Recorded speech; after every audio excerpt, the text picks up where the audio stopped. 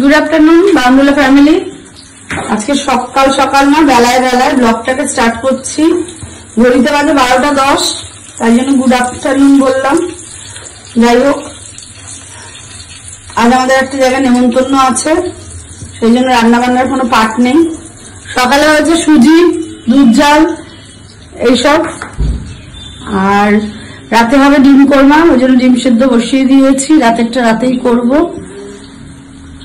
ব্যাস, এখন মা করছে মায়ের কাজ, ওয়ার্ক ফ্রম হোম, আর আমি করছি আমার কাজ, ঘোরাঘুরি। এখন দেখছি, আগে আগে দেখো কি হতে বাজে। চায়ের পার্টি শুরু, ছেলে করছে ব্লগ এডিট, মা আছে বসে, আর পুতুলি এখন বসে আছে চা খাচ্ছে, একটু গল্প করছে। আর এই যে আমার ছেলে করছে এডিট, আর আমি এখন চা খাই। মা বসে থাকে, থাকুক, বসে থাকার মতনই কপাল মায়ের। মা সারাদিন বসে থাকে। এরকম কপাল কজনের হয়, তাই না? মেয়ের মা, তারপরে আবার বসে খাওয়া, কপালটা কজনের হয়। মেয়ে আছে তাই বউ থাকলে কি হতো না, অ্যাকচুয়াল থাকলে করতো ঠিকই, ফেলে তো দিত না, কিন্তু মেয়ের মতন অত করবে না। মেয়ের মতন কেন গো মা, তোমার যতগুলো লোক, এই যে পুতুল দি, সোমা, এরাও কিন্তু প্রচুর করে। ওইটা করে না, বলছি মেয়ের। আখের রসালা এসে গেছে, এদিকে চা খাওয়া শেষ হয়ে গেল। ওরে বাবা, গপ গপ করে পুতুল দি খাচ্ছে চাটাকে। মা, তোমার কি স্নানের ব্যাপার আছে? তোমাকে তো বসিয়ে বসিয়ে সমস্ত কিছু করাতে হবে। ভালোই আছো তুমি?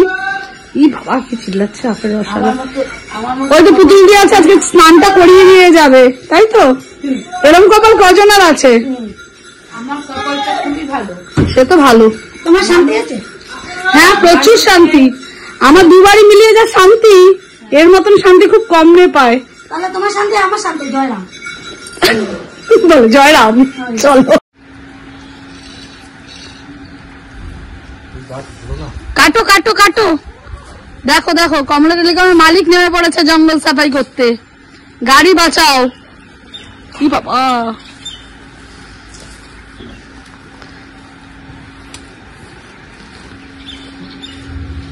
ওদিকে গাড়ি পালিশ হচ্ছে।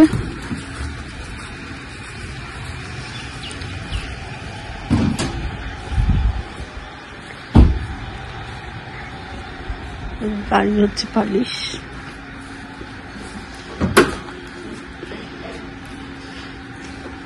গাড়ি মালিকের এতক্ষণে সময় হয়েছে নিচে এসে গাড়ি দেখার।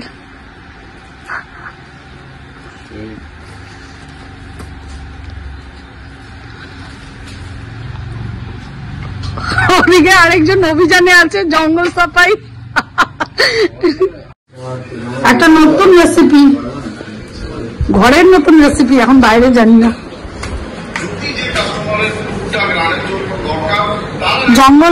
জঙ্গল কাটা অভিযানের জন্য আপনাকে আইসক্রিমটা খাওয়ানো। আইসক্রিম, পান্তুয়া, এই গোলাপ জামুনে আর পান্তুয়া মানে আইসক্রিম হয়তো, মানে হট গোলাপ জামুনের সঙ্গে আইসক্রিম।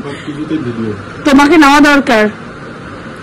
নেতা মানুষ, নেতা মানুষ, মালিক তো, মালিক তো অবশ্যই ছোটখাটো ক্ষুদ্র ব্যবসায়ী। সেটাই তো, আপনার কোনো অহংকার নেই, তাই জন্যই তো আপনাকে নিচ্ছি আমি বারে বার। আচ্ছা, ওদিকে আমার বাবার খাওয়া শুরু হয়ে গেছে। কি হলো, আমরাও তো খাবো নাকি? পাকামো বেশি না, চাইলো চাইলো না চাইনি কিন্তু বাবা, তার মধ্যে বাবাই বাবাকে বেড়ে দিয়ে দিচ্ছে খাবার। এখন নতুন মাছ খাও, নতুন সবই, সব নতুন। সকালে ব্লগটা শুরু করার সময় বলেছিলাম যে আজকে আমাদের নেমন্তন্ন। খোল না একটু, দাদা খুলতে পারছি না। ভালো মাছ,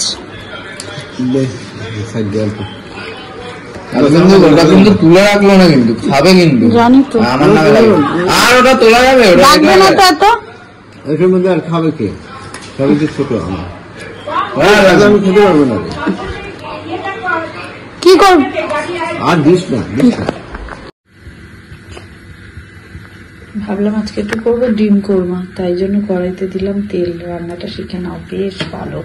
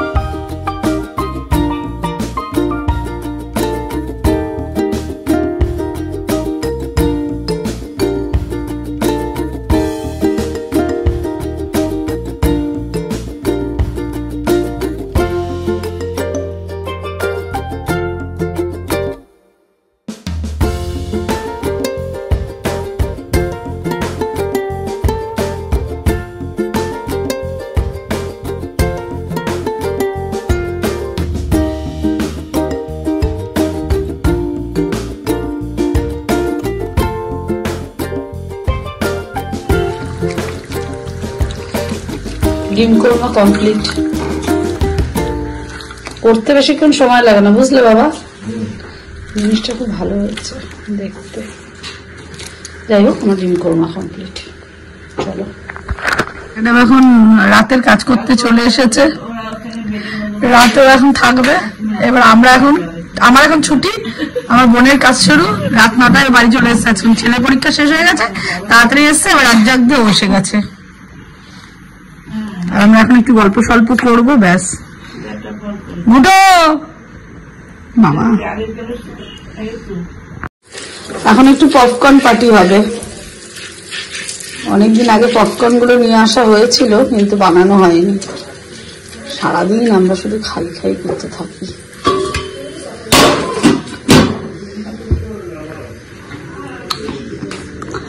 তুই জানিস বাবা চোখ অপারেশন হবে?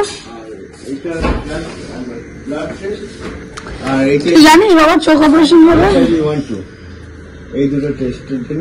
মা সবসময় ফোনে ব্যস্ত থাকে।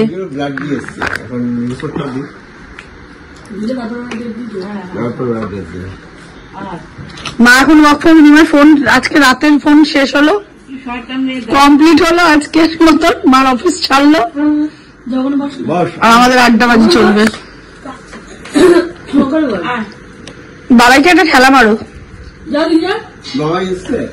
ওই তো ফাটছে, এবার ফাটছে। বানানো কমপ্লিট হলো। এই বোন, পপকর্ন গুলো একটু ঢেলে দিবি।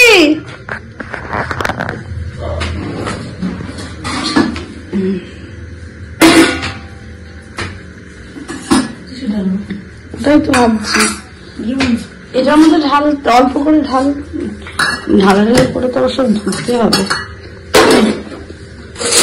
এটা তো একজনকে দিয়ে দে, মাকে তো ভালো খাবেন পপকর্ন। এই পপকর্ন খাবি না? স্টার্ট করিনি,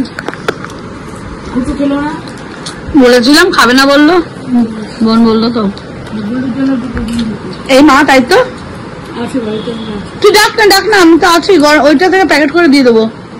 বল না বাবাই তো খাবে না।